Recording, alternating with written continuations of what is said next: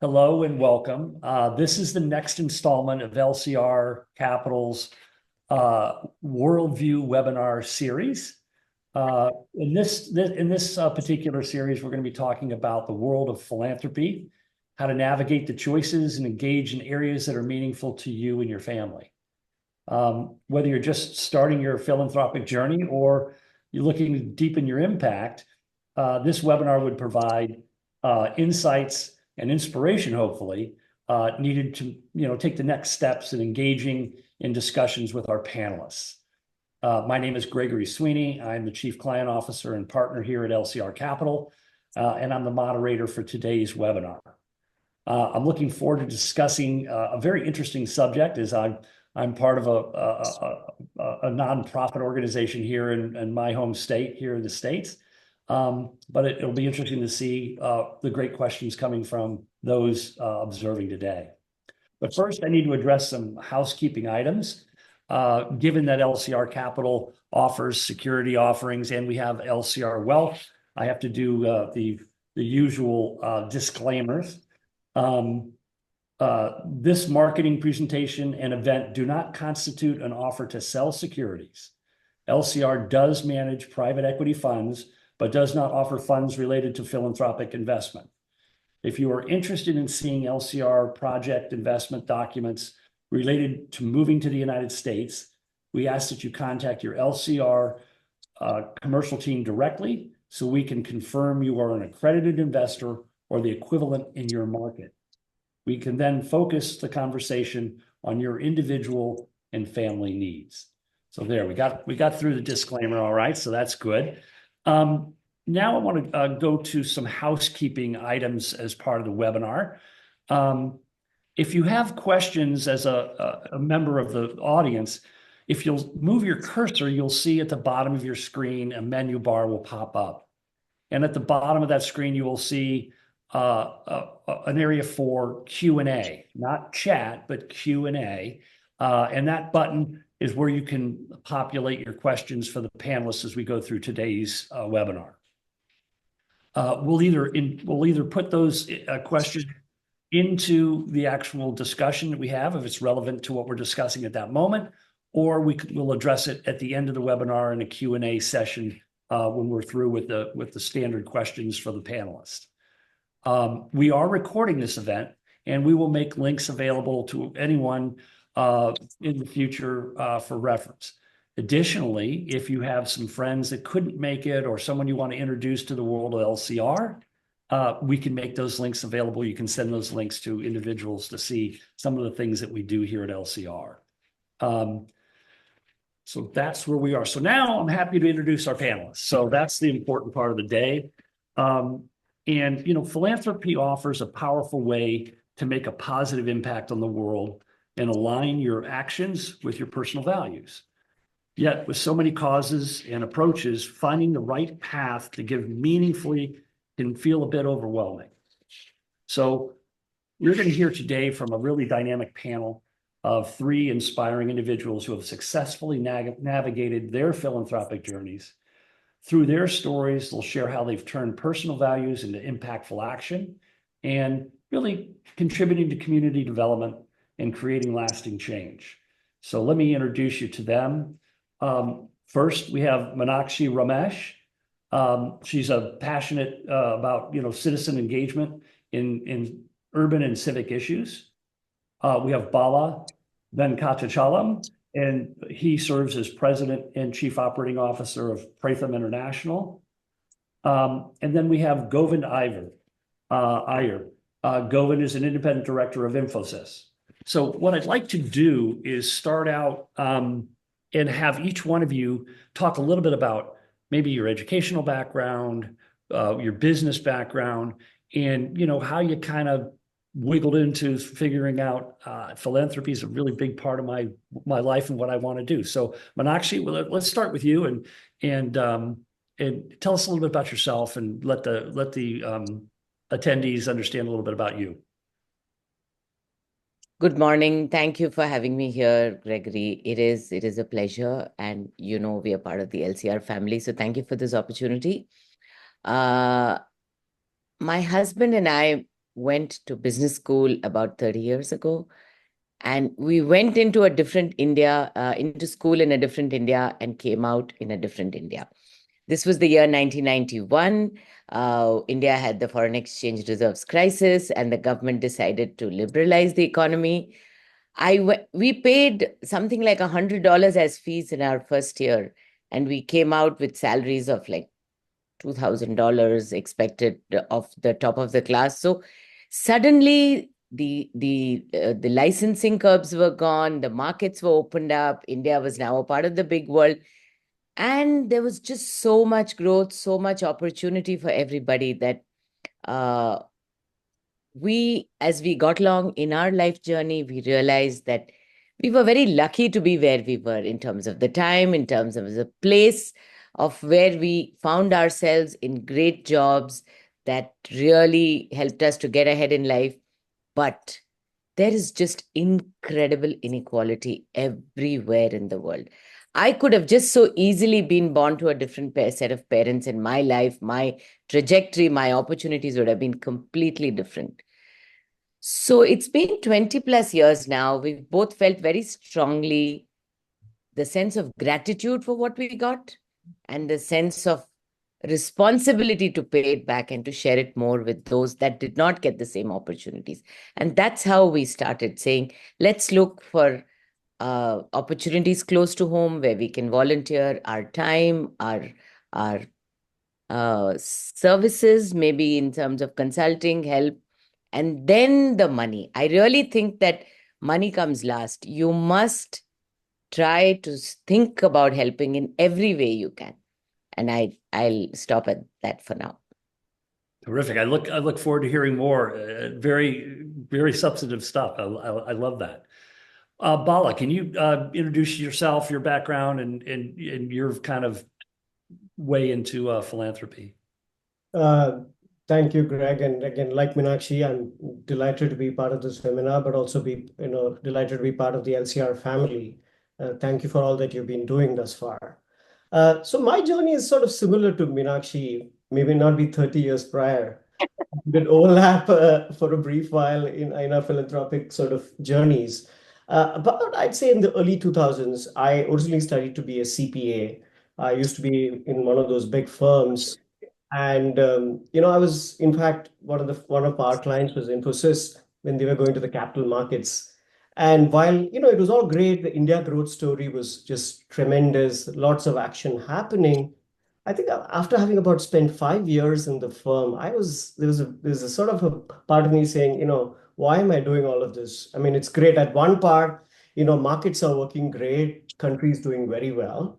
But I think for over half the population, markets were not working well. And I think the eye opener for me was an engagement that I did while I was in the firm, which sort of really opened my sort of world to philanthropy. And I think that got me really thinking. So in 2002, Greg, I actually decided to take a little time off and test waters in philanthropy. And I had an opportunity to sort of volunteer and work with an education organization. And I think my life sort of changed pretty much since then, I must say, in terms of my outlook. As Meenakshi said, talent is sort of universal, but opportunity is not. And I think it just sort of taught me, particularly my time at Pratham, the organization I've been associated with for many years, that there are many ways to sort of engage. But I made the choice early enough that I'm going to give all of it, because ultimately we're all working towards some impact, whether you're in for-profit or not-for-profit. And I said, I'm going to just, go all in, starting, early 2000s to be in the sort of philanthropy space. And lots of lots of learnings along the way. And I look forward to sharing some of that. But somewhere in the middle, I also went to business school. Because my parents felt like what's going on with their young son. So I did go to INSEAD to get an MBA, just to make them feel sort of reassured that there is, in case I decide to change my mind, there is an opportunity. But it's been an incredible journey. I've done philanthropy, I've done impact investing along the way, and a startup. But all of this have taught me, plenty of life lessons, which I'm sort of putting to use in dealing with, complex problems that we are dealing with in the philanthropy space. But I'll just pause here for a minute. Bala and I were colleagues from 2002 to 2006. Wonderful. Yes. So Govind, tell us a little bit about yourself and help the audience understand your pathway into philanthropy. No, thank you, Greg, for that. And I'm really happy to be here today. Coincidentally, all three of us, I just realized, have a common thread in an organization called Pratham. So my philanthropy journey kind of started with step 101 in 2000 when Meenakshi's husband Ramesh asked me for help to find a CEO for Pratham. And that's when I realized that there's something called Pratham in India. And I didn't do much then, but over the next 10 or 12 years, I worked with about 15 not-for-profits. And that got me to understand the ecosystem. But just to back up, I'm an engineer and an MBA, like the two of them on this call, and spent 11 years in marketing with Procter & Gamble, Coca-Cola, and Heinz. And then for the last 24 years was with an organization called Egon Zehnder, where I was retired 2 years ago. And in the last 12 years or so, I felt a need to do something where I could really make an impact in another sector beyond the corporate world. And that led me to start an organization called Social Venture Partners with a few friends. Meenakshi is part of it now. And that's an engaged philanthropy model, Greg, which is really engaging with philanthropy. I think Meenakshi talked about it. Philanthropy is not just about money. It's actually a lot more about time than money. And I started giving a lot of my time over the last 10 or 12 years. And now I'm spending most of my time in the sector. And I think I hadn't started in 2002 like Bala or even earlier like Meenakshi, but I've felt the last 10 years been very enriching working in this sector. And I would make two comments. One is what motivated me to spend more time is the fact that the corporate world actually has many more resources than the not-for-profit world. And therefore, everything we can offer is actually a multiplier in many ways. And I feel the multiplier of impact is what motivates me to do more and more. And the second one is the fact that I think one of Meenakshi referred to it. I've always believed in giving back, but now I actually use the word giving forward because I want to give forward to make the economy and the world a better place. So for me, it's investing in the future of the world, the future of the country. And that's what makes me give my time and my financial resources and my networks to them. Terrific. Well, I know the audience is definitely going to get a great ride today with all this background from all of you. It's interesting in hearing all three of you talk a little bit about philanthropy. I heard things when you were speaking about philanthropy that relate to business, right? So, drive, desire, passions, things of that nature, giving time. So let's take a little bit of a journey through that area. So when you think about in business, you have time, you have talent, you have capital. How do those things relate to what you do in philanthropy and kind of that bridge between a business versus people think of philanthropy being, very gentle and, that kind of thing. Can you give us some ideas? And it's open to anyone who wants to, start out on this, but let's talk about those things, time, talent, and capital, and how it relates to philanthropy. Let me jump in. I guess they all three relate very strongly to philanthropy, but with a different context. If there's one thing that I've discovered is I've got to unlearn a lot to make a difference in the not-for-profit world. Because in the for-profit world, we can make decisions faster, we can make decisions with more resources, and we have the ability to get an ecosystem around us to help us. I think in the not-for-profit world, if you take time, talent, and money, I think it's very different in how it gets applied. So my point, Greg, would be that I think it's very important for any individual who wants to engage in the philanthropic world to understand the sector before getting engaged in a deep way. And that understanding is critical because if not, your advice may not deliver the results you want to. Not because it's bad advice, not because it may not be the right timing of that advice. I remember in my early days, I used to sit in with a not-for-profit and give some lofty goals. And they turn around and say, we don't have money for tomorrow. What are you asking us to do 3 years later? So, I've learned my lessons in thinking big when they can't think big. And so I think the first thing is translating time, talent, and money to the right resources in the not-for-profit world is actually the first pivot one needs to make. And the second one is talent. I think talent is very different in the not-for-profit ecosystem. It starts with passion and it goes to work. And the other way around, it happens. If you take me, I joined a company, I loved it, and then I became passionate. So it's a slightly different nuance to how you enter the sector. You enter with passion and then you keep working harder and harder. Whereas in my journey at this P&G or Coke or Heinz, I started by saying I'm taking a role and then I start becoming passionate about the company. So those would be my two comments. So I want to add two things to what Govind has just said. I think it segues very beautifully. So Govind, on your point about passion becoming work and work becoming passion, I also feel that for a lot of people that reach a certain point and say, okay, now I'd like to do something that has a larger purpose than just my catching the 8:40 train and reaching office, etc. There's one, what you are good at doing, which the organization needs desperately. Like I remember telling Bala, he's a CPA and we desperately needed the accountants. But Bala's like, I don't want to do accounting. I want to go into the field. I want to teach the kids. So there are two things here. One, that which you are good at doing and which the organization needs as much as your for-profit employer needed. And which by providing that service you're really helping in a big way. Or there is that which you want to do. And you have to find the right fit for it. Because if Bala went to an organization that needed a CPA, but he said he doesn't want to be the CPA, then we have a little bit of a mismatch. That was one thing I just wanted to point where Govind said about the individual coming in. The other thing I want to add to what Govind said about time, talent, money is patience. Nothing happens as quickly as we expect in the for-profit world. I think we have to put ourselves in the shoes of somebody.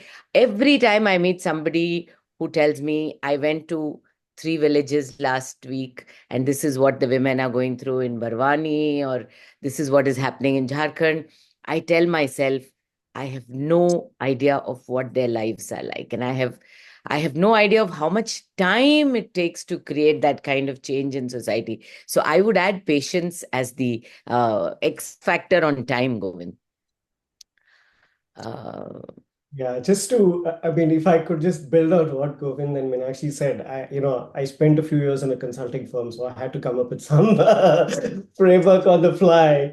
So these are my 4 Ps, right? I think whether you want to call it purpose or passion, I think that is a big part of being in philanthropy, again, a P, right? I think people, I think the talent that Govind spoke about, I think we are dealing with some of the hardest problems. And I think one needs to think about, to deal with the hardest problem, what kind of talent are we going to need? Are we going to need the best talent? And I think it's worth reflecting on that, or capacity or capability. I think I agree with Meenakshi that patience, I think you have to take a long shot, long view on this. And a lot of this is actually changing hearts and minds. And I call it persistence. You got to stay in the game, stay in the game for long. Because we are talking about, whether it's trying to change the way education is delivered to 6-year-olds in India, or if girls can actually have an equal opportunity with education, or changing the face of healthcare. These are long, complex problems. And I think part of it is just to be able to sort of hang in there and actually just, do the good work. And, it's like, as a former US president said, you do some work, you hand over the baton to the next person. You may not even see all the change you want to sort of see, but I think persistence is going to be needed as we deal with these really, really sort of complex issues. And having spent 20 plus years in education, I know that it takes a long time to move the needle, but I think you got to hang in there. And therefore, I think this issue of, patience has got to also deal with capital, mindset, all of it as you look at philanthropy. Just play the long game like you'd play in the markets. Yeah. And is there a balance between, when I think about what you all have just said, there's a talent and then there's a passion, right? And I think about myself, I'm on a board for the performing arts here.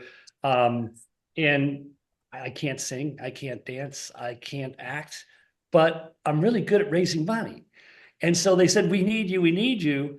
And I'm waiting for that passion around the performing arts to grab a hold of me. but right now it's just, I'm just doing my job. What do you see? And I mean, how does someone balance those kinds of feelings around, should I just think about, I just have to do good? Or do I have to do something good that really makes me excited? How do you choose? How did you choose? How did you find that balance? And is that what keeps you motivated? Can I take a stab at this one? I'm going to say you have to visit the communities where the work is being done. You have to see, you have to dance with that child whose life was changed by the dance offered by this academy. You cannot sit in a boardroom and say, okay, our work has changed the lives of 10,000 kids in inner city Detroit, or that they come to the dance class and they have the freedom of expression, so they go back home happier. You need to be in that classroom to see the light in their eyes. And then you will know that this is where you want to be. You want to help in any way you can. So it could be any work, like, and in our case, Ramesh and I, we first started we couldn't say no to anybody. Everybody's doing amazing work. And you feel like, oh my God, this is important, and this is important, and health is important, palliative care is important, everything is important. So we would start out with little donations to everybody. But I realize I can't be visiting everybody. Like, the reason my husband is not on this call is he's actually somewhere outside Varanasi visiting some of the organizations that he wants to work with. So we realized we can't be everywhere. And also, that passion itself will change. You'll feel strongly for something. I feel very strongly for palliative care because I lost a parent to cancer. We feel for education. I'm one of 3 girls. My father was way ahead of his time and just how much he was a champion for girls. So I feel very strongly for girls' causes. So that personal connect is important, plus the visit. If you meet with the people whose lives are touched by this work, you will feel very differently. Okay, great. That's some wonderful things. So I guess when you think about philanthropy, there's obviously what I've heard, those that have started something, meaning they had an idea and they wanted to take it somewhere. And then there's philanthropic organizations that are already existing. Maybe some need help or some already don't need help, and they're high flying and they, do everything they say they're going to do. How do you think, if I was an individual in our audience today, what's the best way for them to engage? And maybe it comes back to talent, but is it just getting involved with something that's, already rock solid and doing great, starting their own? How do people, make decisions on that?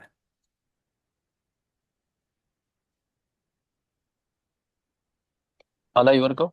Yeah, I'm happy to sort of get started, right? I think, when I sort of reflect on my own journey as to how I went about this, right?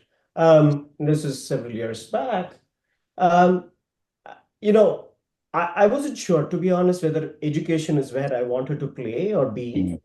But I actually went through a 3-month journey of actually trying to talk to a number of people. And at deep down, I was trying to understand what kind of sort of organization, but at a more fundamental, what kind of problem I wanted to work with. I think that why or what kind of problem is something that I think is worth doing some level of self-reflection before we sort of get into it. Like Meenakshi said, there are certain, personal reasons why certain causes or industry or some problems tend to attract people. And after that, I think it's worth sort of figuring out. I mean, there's enough public resources out there. I mean, I can at least talk of the United States and more also of India, of organizations in terms of resources you can tap into, of credible organizations in that sort of space. I was just fortunate that, my brother was in a consulting firm, the same firm as Ramesh. And, we were able to get to some of these other organizations and meet with some of these people. And I think I went through a journey. All this is to say, I went through a journey, met the organization, saw the work, and then finally it boiled down to what is the problem, what are the people. I think those are the 2 things that really sort of matter to me, and whether I could make a sort of difference or not. So talking from personal experience, I reflected on my own why, and therefore where do I want to sort of work, and did some time going research on the ground, meeting people, seeing the work, and then deciding whether it was worth. I mean, there are many sort of great causes, but where do I think I'd be a fit, and that the organization also felt that I'd be a good fit for them, and that's how I at least came to sort of my decision. Of course, that's just one person's experience, but I'll just pause here. Yeah, in my case, I think, for the people on this call who are thinking of engaging in philanthropy or getting involved, I can only give my personal experience of 12 years ago. I wasn't doing much at all. I was working as a consultant in philanthropy, helping organizations.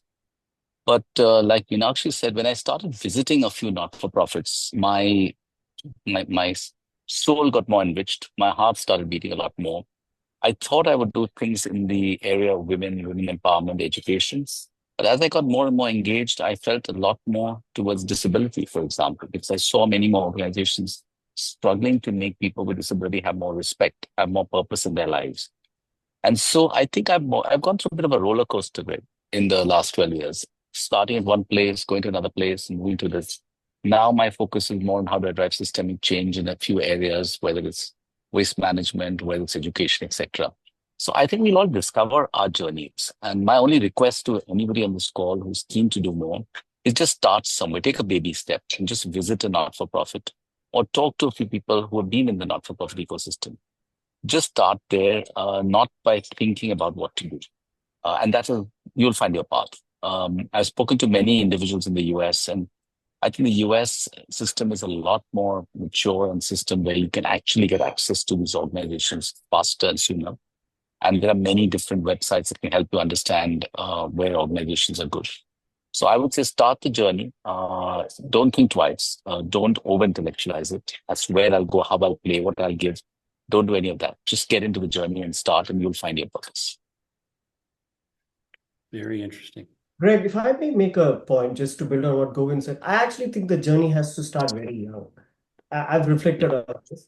I actually think we need to start getting young people to start thinking about giving back. And you got to build that muscle, right? We are building the muscle to do things. I think this idea of giving back has to be started young, because as I reflected on it, I deeply reflected on this. I got some of this from my own parents, right? And that's what I'm trying to sort of teach my daughter, right? You can do small little things, but I think it's good to get started, right? And I think, how do you make it much more intentional? Of course, there's always sometimes phase in life, but I don't think there's personally, I think you got to start early, and you can take 2 baby steps. That baby steps could be even as a high schooler or a middle schooler trying to do a little bit that you can.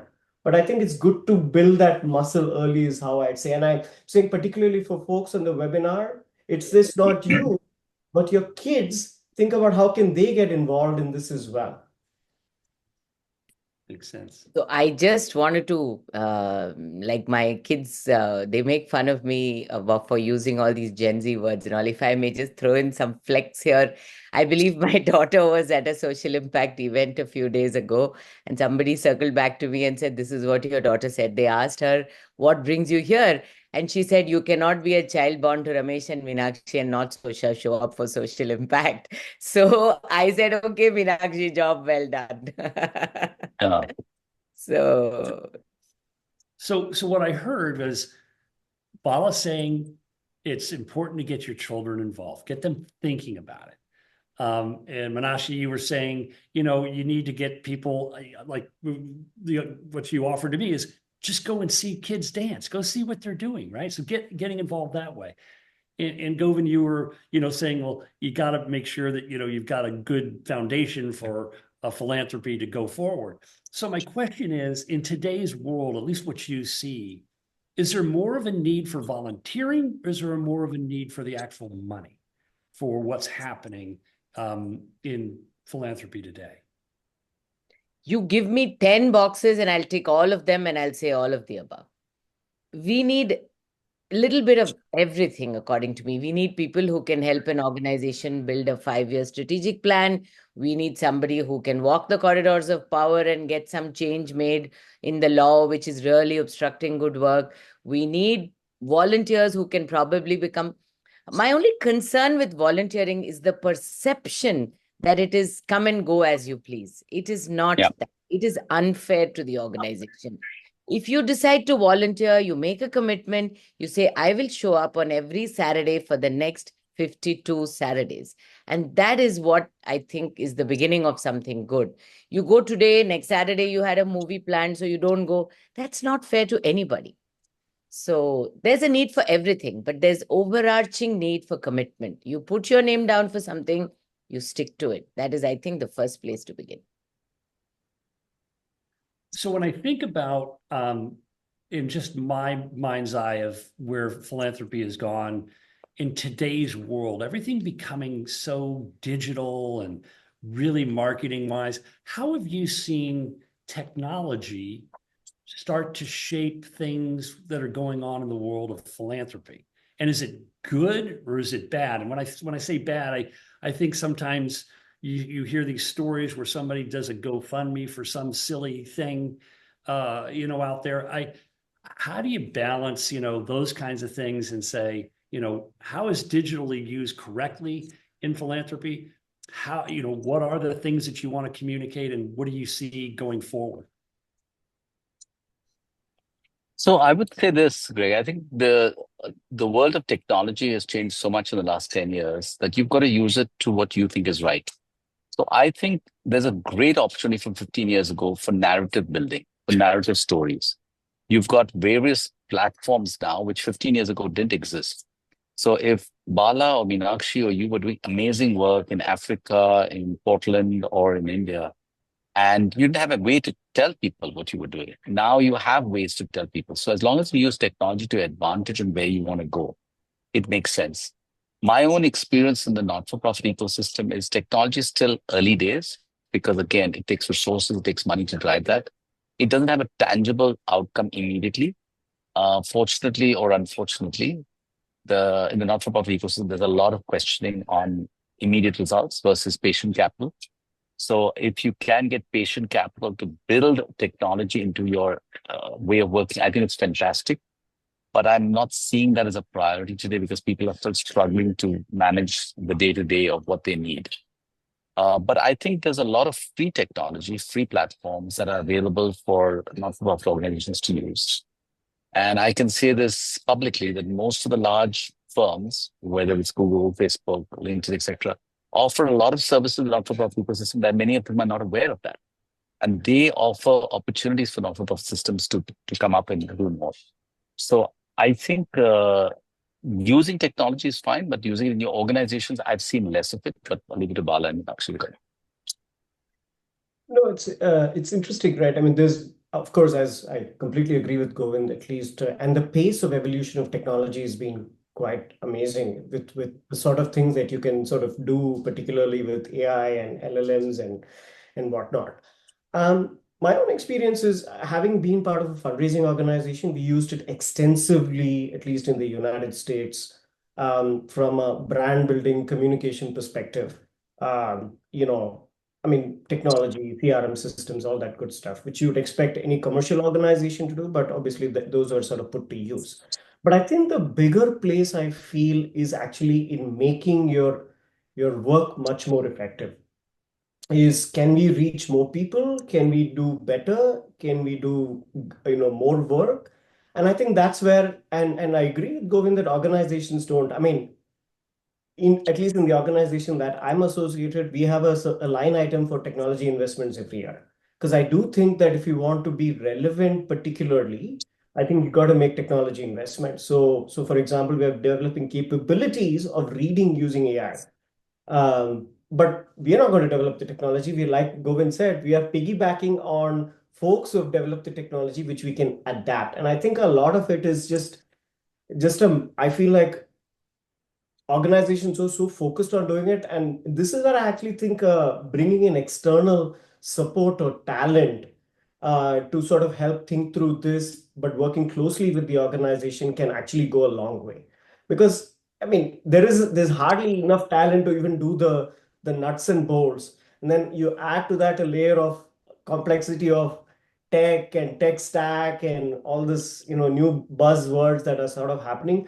Barely can do it. But this is a place where if you can actually get consistent volunteer support to help at least think through what might be opportunities, I actually think the work can be much more effective. In addition to things like capital raising and stuff, there is plenty of opportunity, but very, very, very, very early days in general in this space. But that means there is opportunity for people who have the talent to be able to actually make some kind of difference. To that, I would add Bala's point about bringing in the next generation, to bring in younger volunteers. I think there they can make just a big change in terms of even visualizing what is possible. In my generation, it takes a little while to understand what is happening. The next gen is already ahead in terms of how can we use the AI to improve not just the website, the delivery of the services. I'll give you an example. An organization affiliated with Pratham has a few thousand books, little children's simple 6-year-old, 7-year-old can read 8 to 10 page illustrated books.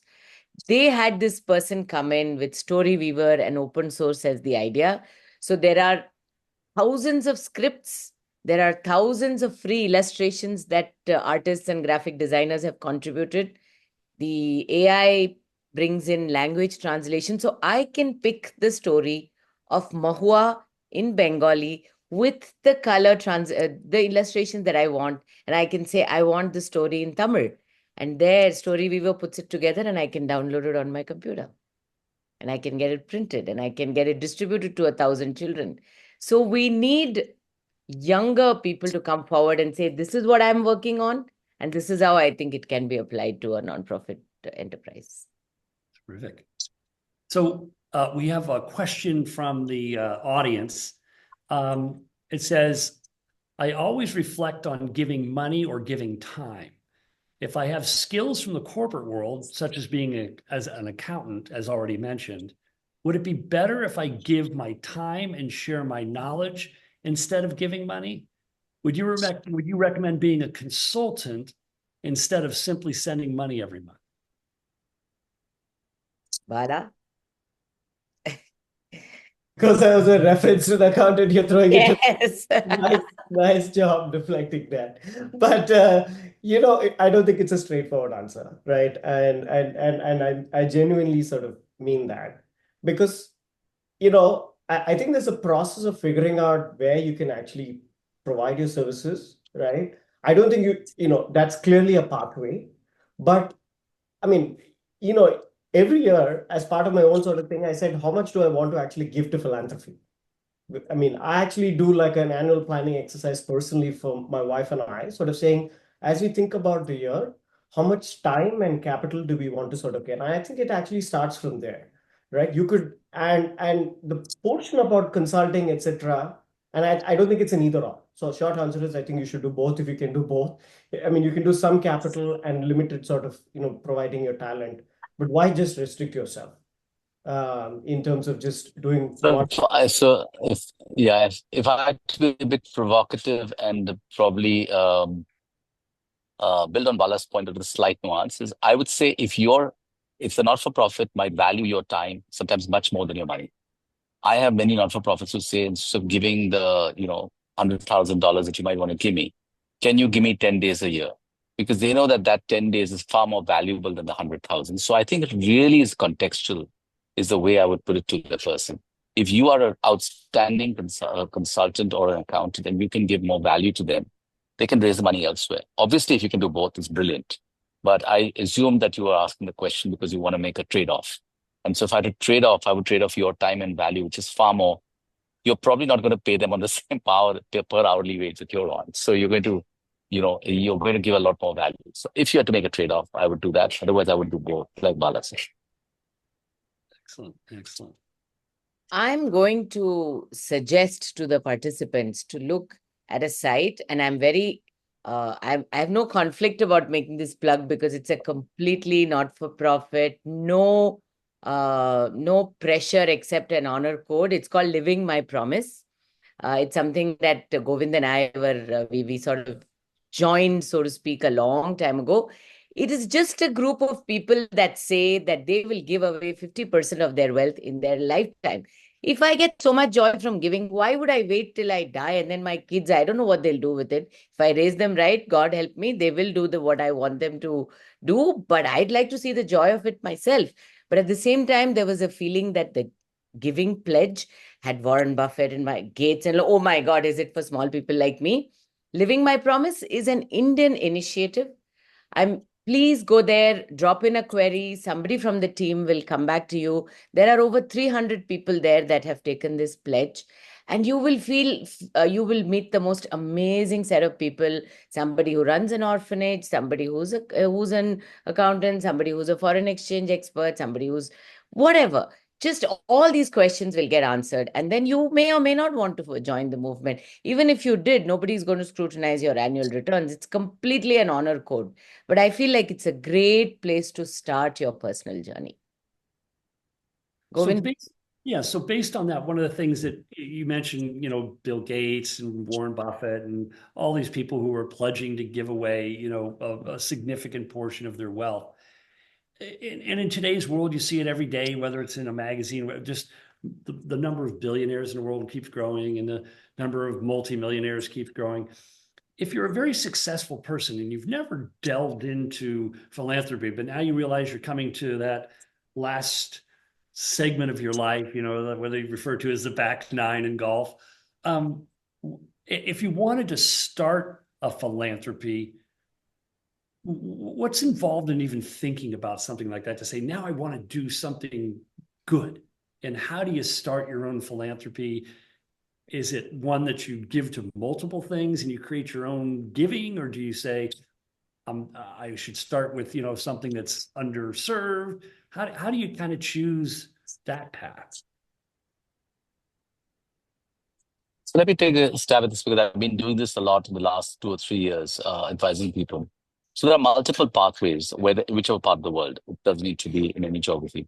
One is, I think, and in no order, one is setting up a foundation or a trust where you want to be a grant maker.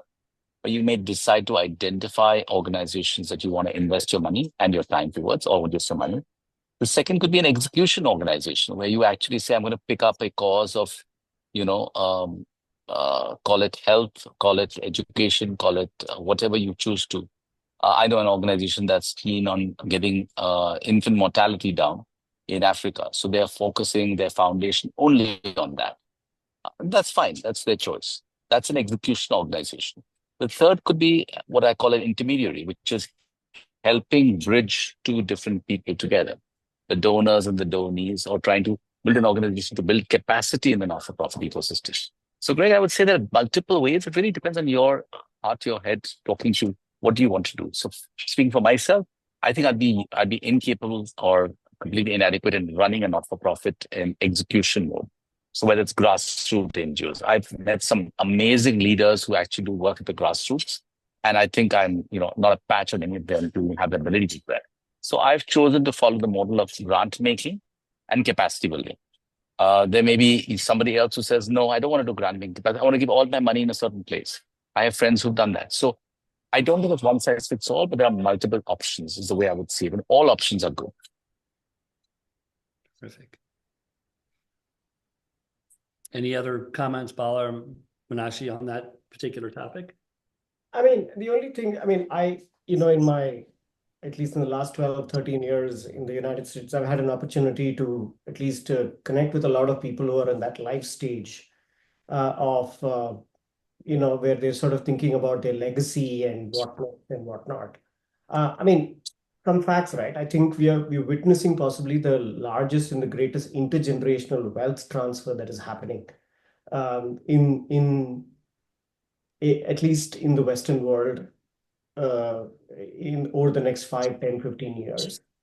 And I think keeping that in mind, I actually think there are many pathways to do it. You could do donor advised funds like you have in the US. You could do that, right? There are many pathways to sort of do that.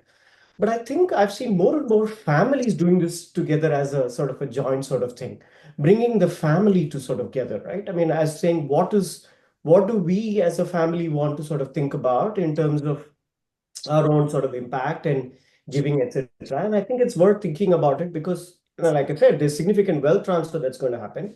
And I think it's not just those individuals, but how do you get the Gen Next sort of thinking about it, and making them as much part of this as that individual, and so that it's just not, and that work sort of carries on. And we're talking about non-trivial amounts of wealth here, at least in the Western world.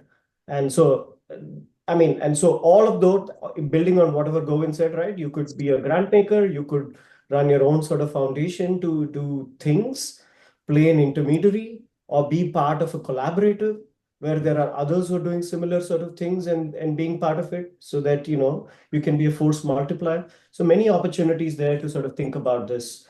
But I'd say just get the next gen involved in this sooner than later, right? So that, this work sort of continues. I mean, it may be in limited ways, but it'll be good to get them involved. Bala, it's interesting. You talked about, bringing that family unit together to do things together. And we have a great question from the audience that fits right into there. It says, I see kids doing so much on social media lately. Would NGOs benefit from some of their time and technology skills? How do you make the young ones want to help? And how do you find an NGO where they could work that they would be accepted?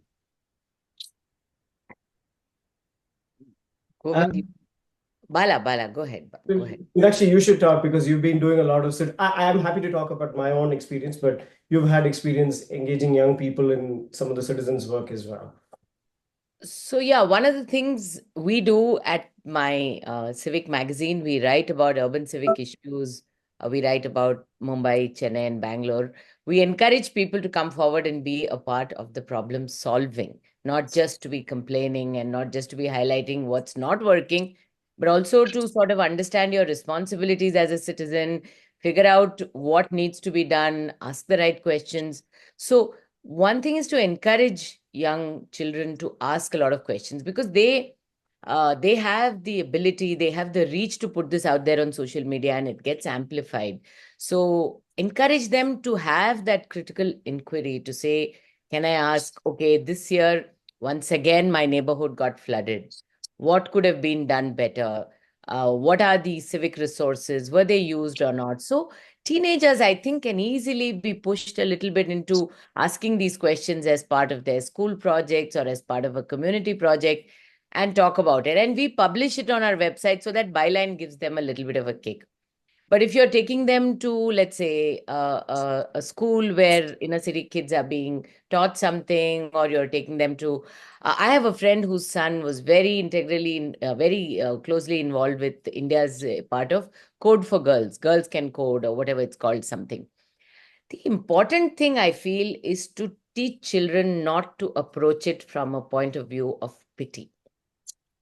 I think that attitude with which they go in is very important. To say, oh, you poor child, you don't know how to do coding, let me teach you. No, I think the way they are introduced to it is very important. The way you approach it as saying, this is about equity, and this is about you having had the opportunity and this person not having had that.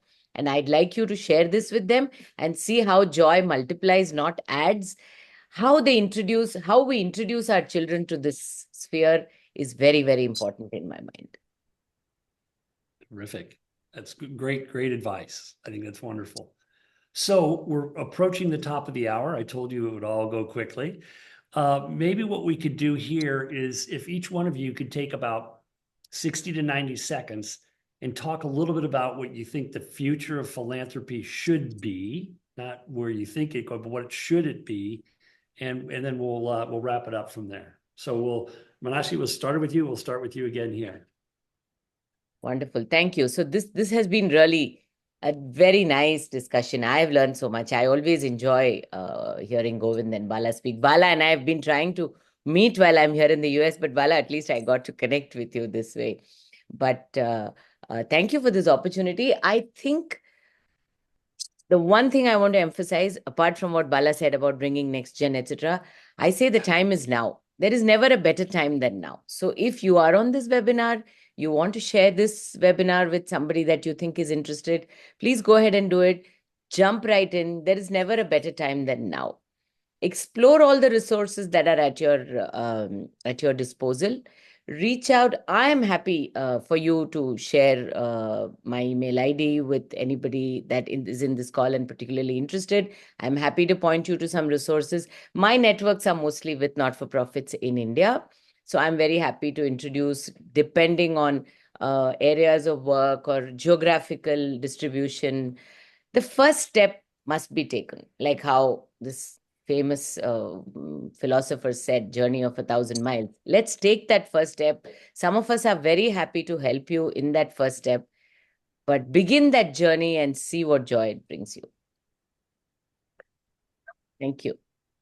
Yeah, wonderfully said, Meenakshi. Hopefully, we will get to meet sooner than before you're done with your course in New York City. But just building on what you said, I think taking the first step. I'm a big believer that, particularly in the philanthropy space, trust is a big factor. Trust-based philanthropy, because I think often, and I only speak from my experience, I think there's a little bit of doubt about the cause or the integrity, etc. Okay, do your diligence, but just trust the organization to do the work if you decide to give capital or you're supporting them. So I'd say that take the step, but also trust what you're sort of doing, and empower them with that trust, with with your time or your capital to be able to sort of do that, because I think that's of the and in these organizations will continue to do this important work, and over a long duration of time. So just trust them as you do this work. Yeah, I would say two things for action now.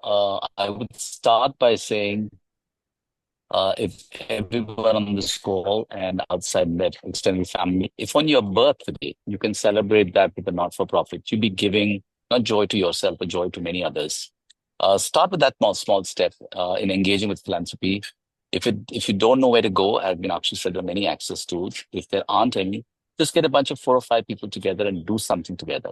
But I think start with your birthday. I know many people in a family at least have somewhere between 2 and 5 people in a family. So there could be 5 times a year that you can do something. The second thing I would say is make a commitment to yourself. I think Bala mentioned that not-for-profits need our help. They're not they're resource starved, they're not resource abundant. So trust them, ask the right questions, but take the plunge of working with them. I can only speak for my limited years of experience in the sector. I have rarely found a not-for-profit that I've not asked 4 or 5 really key questions to ever let me down. And you must ask a few questions, but not do an inquisition, not do a PhD on them, because we don't do that in the corporate world. Let's be honest. We choose to make decisions in the corporate sector when we're investing with a lot less information. Yet when it comes to the not-for-profit ecosystem, we want every question answered. So my request to all the members on the call is just be prepared to trust them, ask a few questions, but then get involved to make the trust even deeper. So that would be my call. Terrific. That's great. Great advice from all of you. It's with a heavy heart that I must say that we're now at the end of our time for this Worldview webinar. And this one on philanthropy has been really, really inspiring for me and kind of guiding me even in my world, what I should be thinking about. First, I would like to thank our panelists for their time today. And thanks to our participants for their great questions. Know that we have recorded the webinar, as I said before. So if you need a link, we can certainly send that out to everyone. And also, we always use this time as well to say, we want more people as part of the LCR family so if there's somebody that really looks at understanding more about the things we curate on these webinars, please let us know. We'd love to have their email address and be able to have them invited to one of our next events. And certainly, as we always talk about, if you have friends or family that or colleagues that are looking at coming to the United States, please let us know. We'd love to know how we can help them, as we've helped many before. So with that, I'm concluding and saying thanks to all, and have a wonderful balance of your day. Thank you. I appreciate it. Happy Thanksgiving, everyone. Thank you very much. Thank Yes. you. Thank you. Thanks, everyone. Bye-bye.